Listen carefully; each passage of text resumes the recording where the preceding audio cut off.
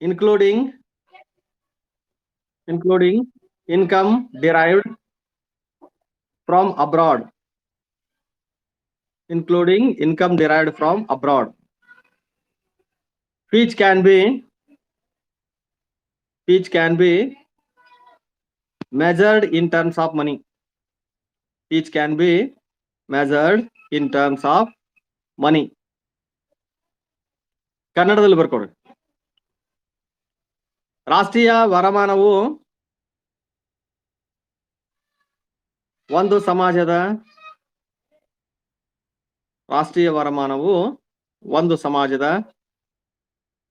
ನಿರೀಕ್ಷಿತ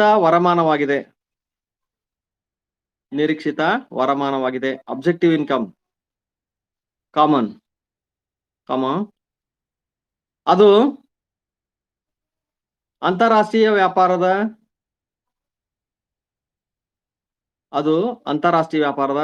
ಆದಾಯವನ್ನು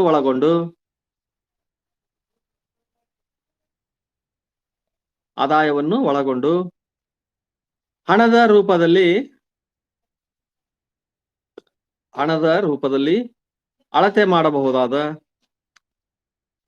ಅಳತೆ ಮಾಡಬಹುದಾದ ವರಮಾನವಾಗಿದೆ.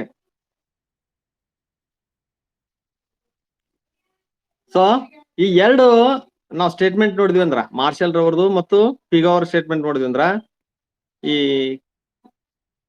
ಯಾರು ಮಾರ್ಷಲ್ ರವರು ಹೇಳಿದ ಏನಪ್ಪಾ ಅಂತಂದ್ರ net aggregate commodities and services produced ಅಂತ ಹೇಳ್ತಾರೆ. ದೇಶದಲ್ಲಿ ರಾಷ್ಟ್ರದಲ್ಲಿ ಉತ್ಪಾದನೆ ಆದಂತ ನಿವ್ವಳ ಸರಾಸರಿ ಏನಪ್ಪಾ ಅಂತಂದ್ರ ವಸ್ತು ಮತ್ತು ಸೇವೆಗಳ ಉತ್ಪಾದನೆ ಅಂತ ಹೇಳ್ತಾರೆ. ಆದ್ರೆ ಅವ್ರು ಮಾರುಕಟ್ಟೆ ಮೌಲ್ಯ ಅನ್ನುವಂತ ಒಂದು ಪರಿಕಲ್ಪನೆಯನ್ನು ಬಳಸಲ್ಲ. ಇವತ್ತು ನಮ್ಮ ದೇಶದಲ್ಲಿ ಏನಪ್ಪಾ ಅಂದ್ರೆ 37 ಲಕ್ಷ ಕೋಟಿ ರೂಪಾಯಿ ಬಜೆಟ್ ಇದೆ. ಅದರಲ್ಲಿ ಗೂಡ್ಸ್ ಎಷ್ಟು ಉತ್ಪಾದನೆ ಆಗಿದೆ, ಸರ್ವಿಸ್ ಎಷ್ಟು ಉತ್ಪಾದನೆ ಆಗಿದೆ ಅನ್ನೋದು ಅಕೌಂಟ್ ನಲ್ಲಿ ಹಣದ ರೂಪದಲ್ಲಿ ಬರೀತೀವಿ ನಾವು. ಆದ್ರೆ ಅವರು ಹೇಳಿದ ಒಂದು ಸ್ಟೇಟ್ಮೆಂಟ್ ನಲ್ಲಿ net aggregate of commodities and services ಇಷ್ಟೇ ಹೇಳ್ತಾರ, ಮನಿ ಅಕೌಂಟ್ ಬಗ್ಗೆ ಹೇಳಲ್ಲ. ಆದ್ರೆ ಪಿಗೋ ಅವ್ರು ಏನ್ ಹೇಳ್ತಾರಪ್ಪ ಅಂತಂದ್ರ national income is the part of the measured objective income of the community including income from abroad. ಹೊರಗಿನ ದೇಶದಿಂದ ಕೂಡ ಇಂಪೋರ್ಟ್ ಎಕ್ಸ್ಪೋರ್ಟ್ ಬಿಸಿನೆಸ್ ನಡೀತದೆ, ಅದ್ರದ್ದು ಜಮಾ ಖರ್ಚಾಗಿರ್ತದೆ. ಕೇವಲ ರಾಷ್ಟ್ರೀಯ ಉತ್ಪಾದನೆ ಅಷ್ಟೇ ಅಲ್ಲ, ಅದನ್ನ ಹಣದ ಮೌಲ್ಯದಲ್ಲಿ ಅಷ್ಟೇ ಅಳೆದಲ್ಲ, ನಾವು ಇಂಪೋರ್ಟ್ ಎಕ್ಸ್ಪೋರ್ಟ್ ವ್ಯಾಲ್ಯೂನು ಅಳಿಬೇಕಾಗ್ತದೆ. ಈಗ 1,000 ಕೋಟಿ ರೂಪಾಯಿ ನಾವು ಇಂಪೋರ್ಟ್ ಮಾಡ್ಕೊಂಡಿದ್ದೇವೆ, 2,000 ಕೋಟಿ ರೂಪಾಯಿ ಎಕ್ಸ್ಪೋರ್ಟ್ ಮಾಡಿದೇವೆ ಅಂದ್ರೆ ನಮಗೆ 1,000 ಕೋಟಿ ರೂಪಾಯಿ ನೆಟ್ ಇನ್ಕಮ್ ಆಗಿರ್ತದೆ ಇಂಟರ್ನ್ಯಾಷನಲ್ ಟ್ರೇಡ್ಲಿಂದ. ಸೊ ಅದನ್ನು ಕೂಡ ನಾವು ಹಿಡಿಬೇಕು ಅನ್ನುವಂಥದ್ದನ್ನ ಅವ್ರು ಹೇಳ್ತಾರೆ. ಈ ರೀತಿಯಾಗಿ ನಾವು ಈ ರಾಷ್ಟ್ರೀಯ ವರಮಾನದ ವ್ಯಾಖ್ಯೆಗಳನ್ನು ನೋಡ್ಬೋದು. ಇನ್ನೊಂದು ಬರ್ಕೊಡ್ರಿ, ಇದೊಂದು ಬರ್ಕೊಂಡು ಮುಂದಿನ ವಿಚಾರವನ್ನು ಹೇಳ್ತೇನೆ ನಾನು. ಇವತ್ತು NIC ನ್ಯಾಷನಲ್ ಇನ್ಕಮ್ ಕಮಿಟಿ ಅಂತ ಹೇಳಿ 1952 ನೇಮಕ ಮಾಡಿದ್ರು. NIC ನ್ಯಾಷನಲ್ ಇನ್ಕಮ್ ಕಮಿಟಿ ಅಂತ ಹೇಳಿ, NIC ಆಫ್ ಇಂಡಿಯಾ. ಕನ್ನಡದಲ್ಲಿ ಬರ್ಕೊಡ್ರಿ. ರಾಷ್ಟ್ರೀಯ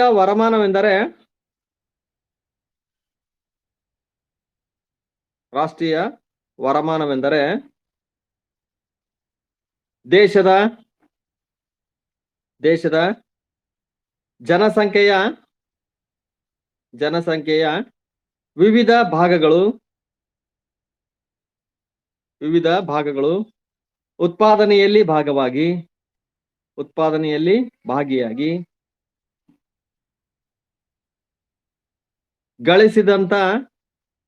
ಗಳಿಸಿದಂತ ವರಮಾನವನ್ನು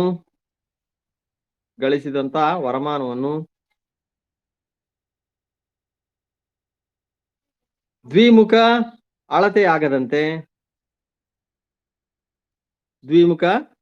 ಆಗದಂತೆ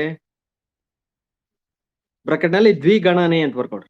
ಡಬಲ್ ಕೌಂಟಿಂಗ್, ದ್ವಿಗುಣ ಆಗದಂತೆ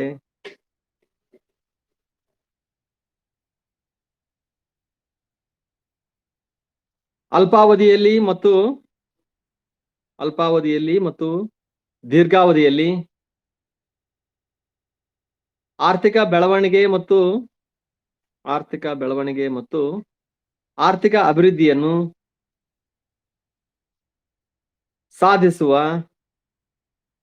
ಸಾಧಿಸುವ ನಿಟ್ಟಿನಲ್ಲಿ ಉತ್ಪಾದನೆಯಾದ ಉತ್ಪಾದನೆಯಾದ ಅಂತಿಮ ವಸ್ತುಗಳ ಮಾರುಕಟ್ಟೆ ಮೌಲ್ಯವಾಗಿದೆ.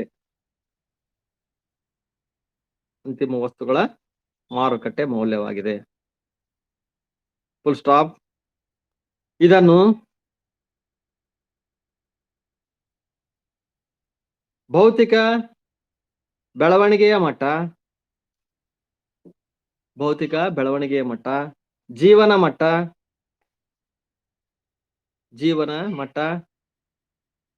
ಇತರ ದೇಶಗಳೊಂದಿಗೆ ಹೋಲಿಕೆ ಮಾಡಬಹುದು.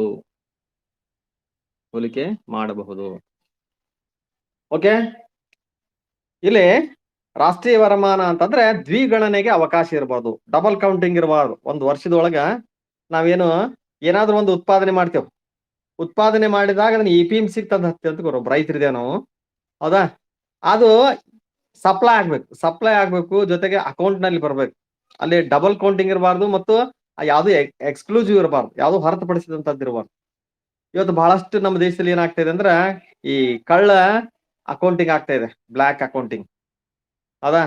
ಅಲ್ಲಿ ಇವತ್ತು ರಾಷ್ಟ್ರೀಯ ಉತ್ಪಾದನೆಯಲ್ಲಿ ಸೇರಂಗಿಲ್ಲ ಅದು ಉತ್ಪಾದನೆ, ಮತ್ತೆ ಲೆಕ್ಕ ಬರಿಲಾರ್ದನ ಏನಪ್ಪಾ ಅಂತಂದ್ರೆ ಅದನ್ನ ಡಬಲ್ ಕೌಂಟಿಂಗ್ ಮಾಡ್ತಿರ್ತಾರ. ಕೆಲವೊಬ್ರು ಕಾಳು ವ್ಯಾಪಾರಸ್ಥರು ಏನ್ ಮಾಡ್ತಿರ್ತಾರ ಅಂದ್ರ ಅಕೌಂಟ್ ಅಲ್ಲಿ ಒಂದೇ ಖರೀದಿನ 2 ಸಲ ತೋರಿಸ್ತಿರ್ತಾರ. ಅದು ರಾಷ್ಟ್ರೀಯ ಟ್ಯಾಕ್ಸ್ ಕಟ್ತಾರ ಅದಕ್ಕೆ, ಅದೇನಪ್ಪ ನ್ಯಾಷನಲ್ ಇನ್ಕಮ್ ದಲ್ಲಿ ಕೌಂಟ್ ಆಗ್ತದೆ.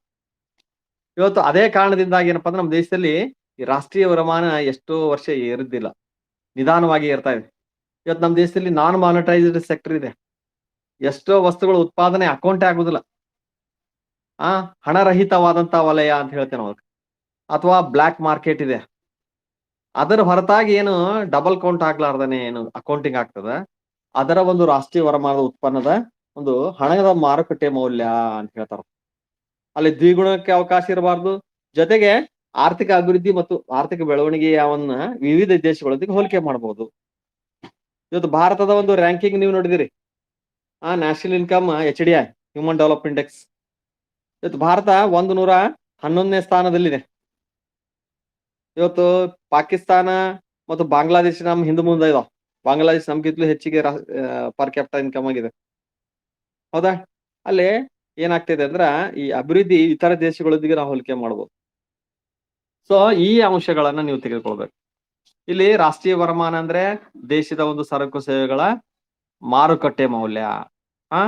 The national income produced in terms of goods and services accountant in terms of money or market value. There should not be a double counting or unaccounted money. Double count ಆಗ್ಬಾರ್ದು ಮತ್ತು ಕೆಲಸ ಕಳ್ಳ ವ್ಯವಹಾರನೂ ಆಗ್ಬಾರ್ದು. ಅದ್ರಲ್ಲಿ ಉಳಿತಪ್ಪ ಅಂತಂದ್ರೆ black money ಅಷ್ಟೇ, ಹೌದಾ? ಅಥವಾ ಏನಪ್ಪಾ ಅಂತಂದ್ರ ಈ ನ್ಯಾಷನಲ್ ಇನ್ಕಮ್ ಅಕೌಂಟಿಂಗ್ ಸರಿಯಾಗಿ ಆಗೋದಿಲ್ಲ, ಹೌದಾ? ಇನ್ನು ಈ ನ್ಯಾಷನಲ್ ಇನ್ಕಮ್ ಕಮಿಟಿ ಇನ್ನೊಂದು ಸ್ಟೇಟ್ಮೆಂಟ್ ಹೇಳಿದೆ, a national income estimate measures the volume of commodities and services turned and during a given period of counted without duplication. ಒಂದು ನಿರ್ದಿಷ್ಟ ವರ್ಷದಲ್ಲಿ ಉತ್ಪಾದನೆಯಾದಂತಹ ಸರಕು ಸೇವೆಗಳ ಮಾರುಕಟ್ಟೆ ಮೌಲ್ಯವನ್ನ ದ್ವಿಗುಣಕ್ಕೆ ಅವಕಾಶ ಕೊಡದೆ ಲೆಕ್ಕ ಹಾಕುವುದಕ್ಕೆ ರಾಷ್ಟ್ರೀಯ ವರಮಾನ ಅಂತ ಹೇಳ್ತಾರೆ. ಇಷ್ಟು ರಾಷ್ಟ್ರೀಯ ವರಮಾನದ ಬಗ್ಗೆ. ಇವತ್ತು ರಾಷ್ಟ್ರೀಯ ವರಮಾನ ಅಂತಂದ್ರೆ ಸಮಾಜದ ಒಂದು ಲೆಕ್ಕಪಟ್ಟಿ ಅಂತ ಹೇಳ್ತೇವೆ ನಾವು, ಸೋಷಿಯಲ್ ಅಕೌಂಟಿಂಗ್ ಅಂತ. So the social accounting measure and analyse the national income in terms of social welfare, social development. ಇವತ್ತು ರಾಷ್ಟ್ರೀಯ ವರಮಾನವನ್ನ ಸಮಾಜದ ಕಲ್ಯಾಣ, ಸಾಮಾಜಿಕ ಗಣನೆ, ಈ ರೀತಿಯಾಗಿನೂ ಕೂಡ ನಾವು ಅಕೌಂಟ್ ಮಾಡೋದನ್ನ ನೋಡಿದ್ವಿ, ಹೌದಾ? ಹಾಗಾಗಿ ಇವತ್ತು ರಾಷ್ಟ್ರೀಯ ವರಮಾನದ ಪ್ರಾಮುಖ್ಯತೆ ಬಹಳ ಇದೆ. ಇವತ್ತು ಭಾರತದ ರಾಜ್ಯಗಳು ಎಷ್ಟು ಅಭಿವೃದ್ಧಿ ಹೊಂದಿದಾವ ಕಂಪೇರಿಟಿವ್ ಆಗಿ ಸ್ಟಡಿ ಮಾಡ್ತೇವೆ. ಕರ್ನಾಟಕ ಎಷ್ಟು ಅಭಿವೃದ್ಧಿ ಹೊಂದಿದೆ, ಬಿಹಾರ ಎಷ್ಟು ಅಭಿವೃದ್ಧಿ ಹೊಂದಿದೆ, ಜಮ್ಮು ಕಾಶ್ಮೀರ ಎಷ್ಟು ಅಭಿವೃದ್ಧಿ ಹೊಂದಿದೆ, ಒಂದಕ್ಕೊಂದು ಹೋಲಿಕೆ ಮಾಡಿನೂ ತಿಳ್ಕೊತೇವೆ.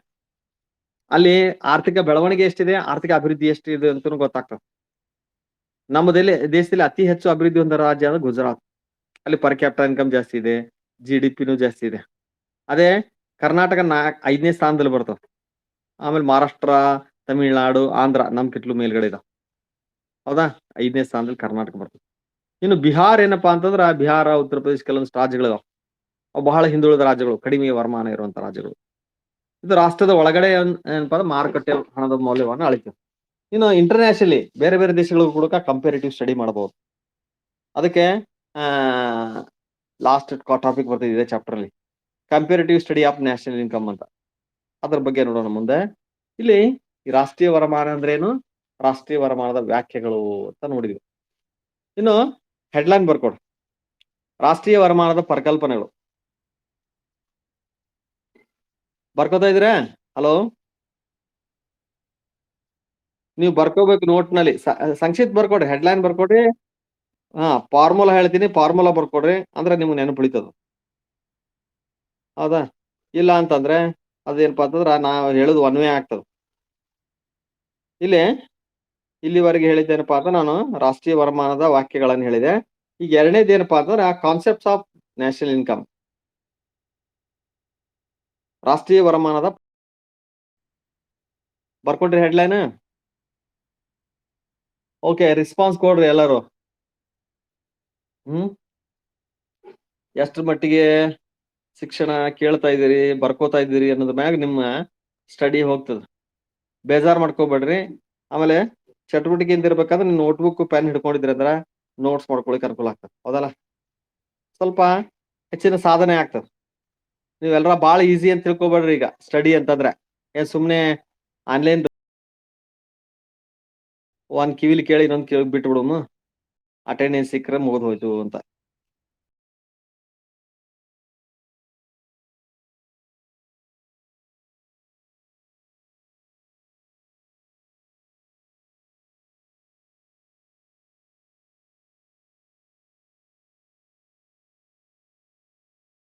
Various kinds of economic activities during A given period. ಒಂದು ವರ್ಷದ ಅವಧಿಯೊಳಗೆ ಎಷ್ಟು ಉತ್ಪಾದನೆ ಆಗಿದೆ.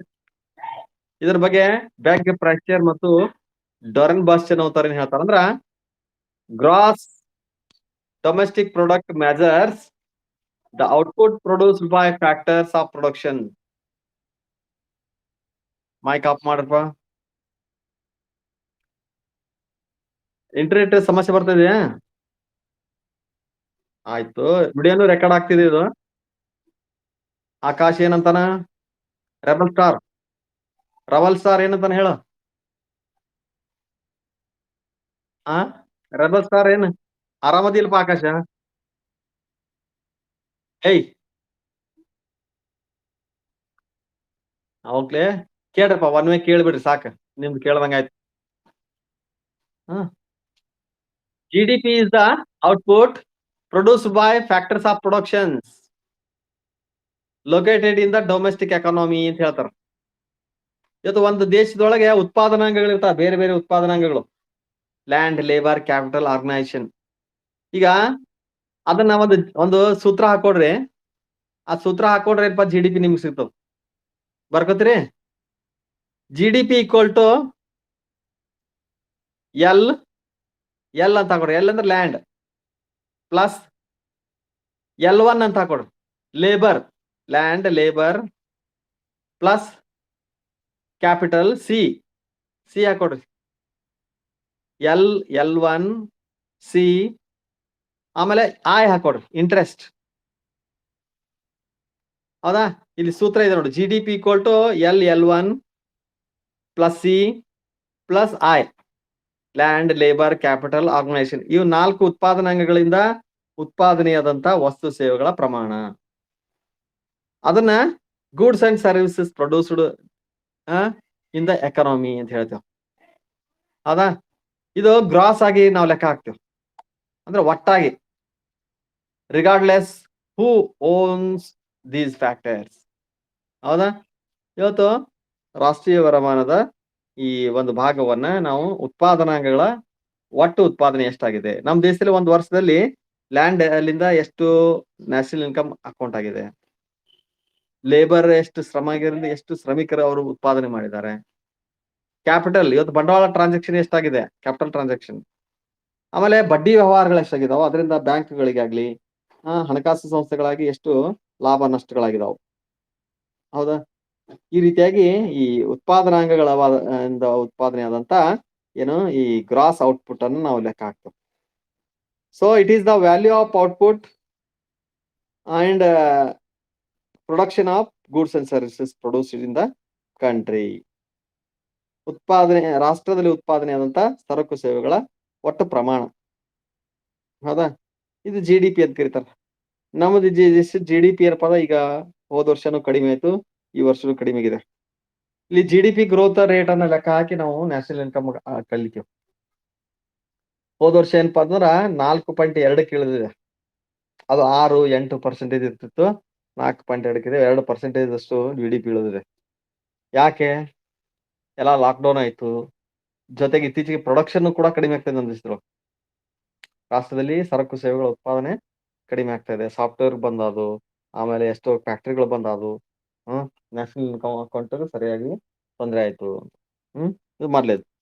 ಇನ್ನು ಎರಡನೇದು GNP or NNP, net national income ಅಂತ ಕರಿತೀವಿ. GNP measures total income earned by domestic citizen regardless in the country in which their factors services are supplied. ಹೌದಾ?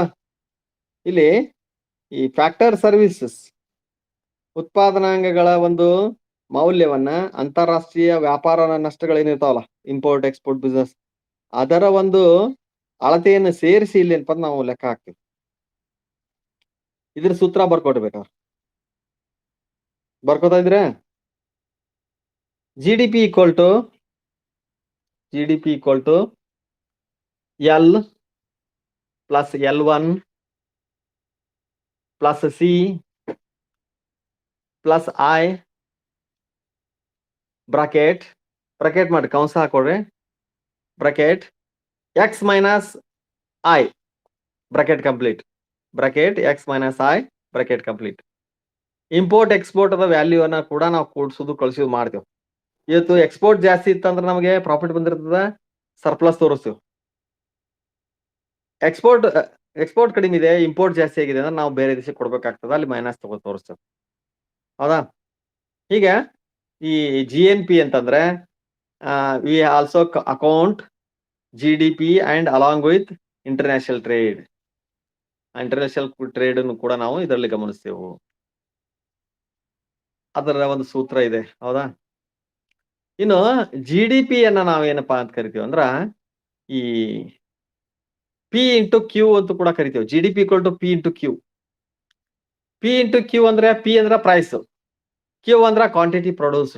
ನಮ್ಮ ದೇಶದಲ್ಲಿ ಎಷ್ಟು ಕ್ವಾಂಟಿಟಿ ಉತ್ಪಾದನೆ, ಸರ್ವಿಸಸ್ ಉತ್ಪಾದನೆ ಇದೆ. ಹೌದಾ? GDP equal to P into Q ಅಂತ ಹಾಕೊಡ್ರಿ. Price into Q. ಈಗ ಆವರೇಜ್ 10 ರೂಪೀಸ್ ಪ್ರೈಸ್ ಇದೆ ಅಂತ ಕೊಡ್ರಿ. P ಇದಲ್ಲಿ GDP equal to 10 ಅಂತ ಬರ್ಕೊಡ್ರಿ. 10 ರೂಪೀಸ್ ಪ್ರೈಸ್ ಇದೆ. ಹೌದಾ? ಇಂಟು 1000 ಪ್ರೊಡಕ್ಷನ್ ಆಗಿದೆ, 1000 ಯೂನಿಟ್ಸ್ ಪ್ರೊಡಕ್ಷನ್ ಆಗಿದೆ. 10 ಇಂಟು 1000 ಎಷ್ಟಾಗ್ತದೆ? 10,000 ಏನಿದು ಅಗ್ರಿಗೇಟ್ ಇನ್ಕಮ್, ಅದು GDP ಅಂತ, ಒಟ್ಟು ಉತ್ಪಾದನೆ ಅಂತ ಲೆಕ್ಕ ಹಾಕ್ಬೋದು. ಹೀಗೆ ದೇಶದಲ್ಲಿ ಬೆಲೆಗಳಿಂದ ನಾವೇನ್ ಮಾಡ್ತೇವೆ, ವಸ್ತುಗಳ ಉತ್ಪಾದನೆಯನ್ನು ಗುಣಾಂಕ ಮಾಡಿ GDP ಅನ್ನ ಲೆಕ್ಕ ಹಾಕ್ತೇವೆ. ಹೌದಾ? ಇಲ್ಲೊಂದಿಷ್ಟು ಎಕ್ಸ್ಟ್ರಿಮಿಷನ್ ಇದೆ ನೋಡ್ರಿ. ಇಲ್ಲಿ 1950-51 ಎಷ್ಟಿದೆ GDP? ಭಾರತದ GDP ಅಲ್ಲಿ ಏನಪ್ಪಾ ಅಂದ್ರೆ ಬಹಳಷ್ಟು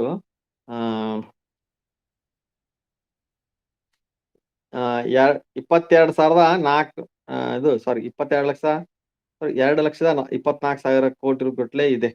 ಯಾವ ಲೆಕ್ಕಕ್ಕಿದು? ಇದು ಸದ್ಯದ ಬೆಲೆಗಳ ಮಟ್ಟಕ್ಕೆ ಅಂತಲ್ಲಿ ತಿಳ್ಕೋಬೇಕು. ಅವಾಗೆಲ್ಲ ಕೇವಲ 4,000 ಕೋಟಿ ರೂಪಾಯಿ ಇತ್ತು ಬಜೆಟ್. ಇವತ್ತೆಲ್ಲ 37 ಲಕ್ಷ ಕೋಟಿ ರೂಪಾಯಿ ಇದೆ ಬಜೆಟ್. ಅದರಲ್ಲಿ GDP ಎಷ್ಟಾಗಿದೆ ಅಂತ ಗೊತ್ತಾಗ್ತದೆ. ಸೊ ರಾಷ್ಟ್ರೀಯ ವರಮಾನದಿಂದ 190, ಇದು ಇಂಟರ್ನ್ಯಾಷನಲ್ ಟ್ರೇಡ್ ಇಂದ 199 ಕೋಟಿ ರೂಪಾಯಿ ಅಬ್ರಾಡ್ ಬಂದಿದ್ದು 199 ಕೋಟಿ. ಹೌದಾ? ಇವತ್ತು ಈ 1999 2001 ಲೆಕ್ಕದಲ್ಲಿ ಇದು ಹೋಲಿಕೆ ಮಾಡಿದ್ರೆ 22,38,000 ಕೋಟಿ ರೂಪಾಯಿದಷ್ಟು ಇದೆ ಬಜೆಟ್. ಈಗ 37 ಲಕ್ಷ ಕೋಟಿ ರೂಪಾಯಿ ಬಜೆಟ್ ಇದೆ. ಹೌದಾ? ಹಾಗೆ GNP ಲೆಕ್ಕ ಹಾಕ್ತೇವೆ. GNP ನಲ್ಲಿ ಇಂಟರ್ನ್ಯಾಷನಲ್ ಟ್ರೇಡ್ ಅನ್ನ ಕನ್ಸಿಡರ್ ಮಾಡ್ತೀವಿ, GDP ನಲ್ಲಿ ಡೊಮೆಸ್ಟಿಕ್ ಟ್ರೇಡ್ ಇಷ್ಟೇ ಕನ್ಸಿಡರ್ ಮಾಡ್ತೀವಿ ರಾಷ್ಟ್ರದ ವರಮಾನವನ್ನು. ಇನ್ನು 3ನೇ ಪಾಯಿಂಟ್ ಬರ್ಕೊಡ್ರಿ. ಹಲೋ, ಕೇಳ್ತಾ ಇದೆಯಲ್ಲ ನಾನು ಹೇಳ್ತಾ ಇರೋದು? ಓಕೆ, 3ನೇ point net domestic product, NNP ಅಂತ ಕೂಡ ಕರಿತೀವಿ ಇದಕ್ಕೆ, ನೆಟ್ ನ್ಯಾಷನಲ್ ಪ್ರಾಡಕ್ಟ್. ಇಲ್ಲಿ ನೆಟ್ ನ್ಯಾಷನಲ್ ಪ್ರಾಡಕ್ಟ್ ಅಂದ್ರ it is the part which kept in the form of current consumption, investment and replacement from the GDP. ಇವತ್ತು GDP ಬಗ್ಗೆ ಕೇಳಿದಿರಿ, ಒಂದು ದೇಶದಲ್ಲಿ ಉತ್ಪಾದನೆ ಅಂತ ಸರಕು ಸೇವೆಗಳ ಮೌಲ್ಯ ಅಂತ. ಅದರಲ್ಲಿ ಏನಾಗ್ತದೆ ಅಂದ್ರೆ ವರ್ಷಕ್ಕೆ ಏನಾಗ್ತದೆ ಅಂದ್ರೆ ಈ ಡಿಪ್ರಿಸಿಯೇಷನ್, ಸವಕಳಿಯ ಒಂದು ಅಂಶವನ್ನ ಇಲ್ಲಿ ಪರಿಗಣಿಸಿ ನಾವು NNP ಅನ್ನ ಲೆಕ್ಕ ಹಾಕ್ತೀವಿ. ಅದಕ್ಕೂ ಸೂತ್ರ ಇದೆ, ಬರ್ಕೊಡ್ರಿ. NDP ಅಥವಾ NNP equal to GDP equal minus depreciation. ಮೇಲಿಂದ ಬರ್ಕೊಡ್ರಿ. NNP ಅಂದ್ರೆ net national product equal to GDP minus depreciation. ಬೇರೆ ಬೇರೆ ಸೂತ್ರಗಳನ್ನ ಕೊಟ್ಟಿರ್ತಾರ, ತಲೆ ಕೆಡಿಸ್ಬೇಡ್ರಿ. NNP equal to GDP minus depreciation. ಕನ್ನಡದಲ್ಲಿ ಬರ್ಕೊಡ್ರಿ. ನಿವ್ವಳ ರಾಷ್ಟ್ರೀಯ ವರಮಾನ ಅಥವಾ ಉತ್ಪಾದನೆ, ನಿವ್ವಳ ರಾಷ್ಟ್ರೀಯ ಉತ್ಪಾದನೆ ಈಕ್ವಲ್ ಟು GDP ಮೈನಸ್ ಸವಕಳಿ. ನೀವು ಒಟ್ಟು ರಾಷ್ಟ್ರೀಯ ಉತ್ಪನ್ನ ಮೈನಸ್ ಸವಕಳಿ. ಸವಕಳಿ ಅಂತಂದ್ರೆ ಇವತ್ತು ನೋಡಿ, ಯಾವ್ದಾದ್ರು ಒಂದು ಫ್ಯಾಕ್ಟರಿಯನ್ನ ನೀವು ಸ್ಥಾಪನೆ ಮಾಡಿದ್ರೆ ಒಂದ್ 5 ವರ್ಷ ಆದ್ಮೇಲೆ ಏನಾಗ್ತದೆ, ಮಷಿನ್ ಸವಕಳಿ ಆಗ್ತದೆ. ಆಮೇಲೆ ಹಳೇದಾಗ್ತದೆ, ಟೆಕ್ನಾಲಜಿ ಹಳೇದಾಗ್ತದೆ, ನೀವು ರಿಪ್ಲೇಸ್ಮೆಂಟ್ ಮಾಡ್ಬೇಕಾಗ್ತದೆ, ರಿಪ್ಲೇಸ್ಮೆಂಟ್ ಕಾಸ್ಟ್ ಅನ್ನ ಬರ್ಸ್ಬೇಕಾಗ್ತದೆ. ಹೊಸ ಮಾರುಕಟ್ಟೆ ತಂತ್ರಗಳನ್ನ, ಅಡ್ವರ್ಟೈಸ್ಮೆಂಟ್ ಅನ್ನ ಖರ್ಚು ಮಾಡ್ಬೇಕಾಗ್ತದೆ, ಅದೆಲ್ಲ ರಿಪ್ಲೇಸ್ಮೆಂಟ್ ಕಾಸ್ಟ್.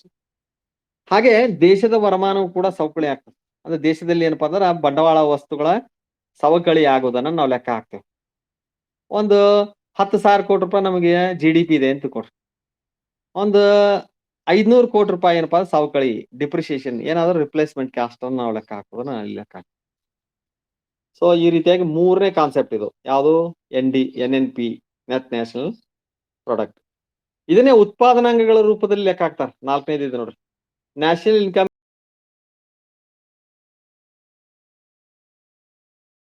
ಅಲ್ಲಿ ರಾಷ್ಟ್ರೀಯ ವರಮಾನ ಅಂತಂದ್ರೆ ಇವತ್ತು ಉತ್ಪಾದನಾಂಗಗಳಿದಾವ್. ಏನು? Land, labour, capital. ಅಲ್ಲಿ ಉತ್ಪಾದನೆಯ ಹಂತದಲ್ಲಿ ನಾನೇನಪ್ಪ ಅಂದ್ರೆ total payment factors of production ಲೆಕ್ಕ ಹಾಕ್ತೇವೆ. ಇವತ್ತು ಲ್ಯಾಂಡ್ಗೆ ಎಷ್ಟು ಕೋಟಿ ರೂಪಾಯಿ ಪೇಮೆಂಟ್ ಆಗಿದೆ, ಲೇಬರ್ಗೆ ಎಷ್ಟು ಕೋಟಿ ರೂಪಾಯಿ ಪೇಮೆಂಟ್ ಆಗಿದೆ, ಅದೆಲ್ಲ ಅಕೌಂಟ್ ಇರ್ತದೆ. ಯಾಕಂತಂದ್ರ ಯಾವಾಗ್ಲೂ demand and supply accounting maintain ಆದ್ರೆ ನ್ಯಾಷನಲ್ ಇನ್ಕಮ್ ಅಕೌಂಟಿಂಗ್ ಸರಳ ಆಗ್ತದೆ. GDP ಇದು ಏನು GST ಬರೋಕ್ಕಿಂತ ಮೊದಲ ಇದು ಬಹಳ ಕಡಿಮೆ ಇತ್ತು ನಮ್ಮ ದೇಶದಲ್ಲಿ, ಕಳ್ಳ ಲೆಕ್ಕ ಬಹಳ ಬರೀತಿದ್ರು. ಇತ್ತೀಚೆಗೆ GDP ಏನಾಗ್ತದೆ, ಏರಿಕೆ ಆಗ್ತಾ ಇದಲ್ಲ, ಅದಕ್ಕೆ ಮುಖ್ಯ ಕಾರಣ ಏನಪ್ಪಾ ಅಂದ್ರೆ ಈ GST ಬರ್ತಾ ಇದೆ. ಯಾಕಂದ್ರ ಸಪ್ಲೈ ಅಕೌಂಟಿಂಗ್ ಮತ್ತು ಡಿಮಾಂಡ್ ಅಕೌಂಟಿಂಗ್ ಎರಡು ನಡೀತಾ ಇದೆ. ಅಲ್ಲಿ ಈ ಸಪ್ಲೈ ಅಕೌಂಟಿಂಗ್ ಅಂದ್ರೆ ಯಾವ್ದಾದ್ರು ಫ್ಯಾಕ್ಟರ್ಸ್ ಆಫ್ ಪ್ರೊಡಕ್ಷನ್ ನಾವು ಬಳಸ್ಕೊಂಡಿದ್ರೆ ಅದರ ಒಂದು total payment to the factors of production account ಲೆಕ್ಕ ಸಿಗ್ತದೆ. ಅದೇ ರೀತಿಯಾಗಿ ನಾವು ಸರ್ಕಾರ ಏನ್ ಮಾಡ್ತದ, ಡೈರೆಕ್ಟ್ ಟ್ಯಾಕ್ಸಸ್ ಗಳನ್ನ ಹಾಕ್ತದ. ಒಂದು ಕಡೆ ಟ್ಯಾಕ್ಸ್ ಹಾಕಿ ಜನರಿಂದ ದುಡ್ಡನ್ನು ತೆಗೆದುಕೊಳ್ತದ, ಇನ್ನೊಂದ್ ಕಡೆ ಏನ್ ಮಾಡ್ತದ, ಸಬ್ಸಿಡಿಗಳನ್ನ, ರಸ್ತೆಗಳನ್ನ ಮಾಡ್ತದೆ, ಇನ್ಫ್ರಾಸ್ಟ್ರಕ್ಚರ್ ಮಾಡ್ತದೆ. ಅದ್ರಿಗೆ ಜನರಿಗೆ ಬರ್ತದ. ಹೌದಲ್ಲ? ನೋಡ್ರಿ, ಸಬ್ಸಿಡಿ ಹಾಕಿದಾಗ ಅಕೌಂಟ್ ನಲ್ಲಿ ದುಡ್ಡು ಬರ್ತಾವ. ಹೌದಾ? ಇವತ್ತು DBT ಮಾಡ್ತಾ ಇದಾರ, ಡೈರೆಕ್ಟ್ ಬೆನಿಫಿಟ್ ಟ್ರಾನ್ಸ್ಫರ್, ರೈತರ ಹಣಕ್ಕೆ ಖಾತೆಗೆ ಹಾಕ್ತಾ ಇದಾರ. ಅದರಿಂದ ದುಡ್ಡು ಕಸ್ಕೋತದ ಟ್ಯಾಕ್ಸ್ ಹಾಕಿ. ಇನ್ನೊಂದ್ ಕಡೆ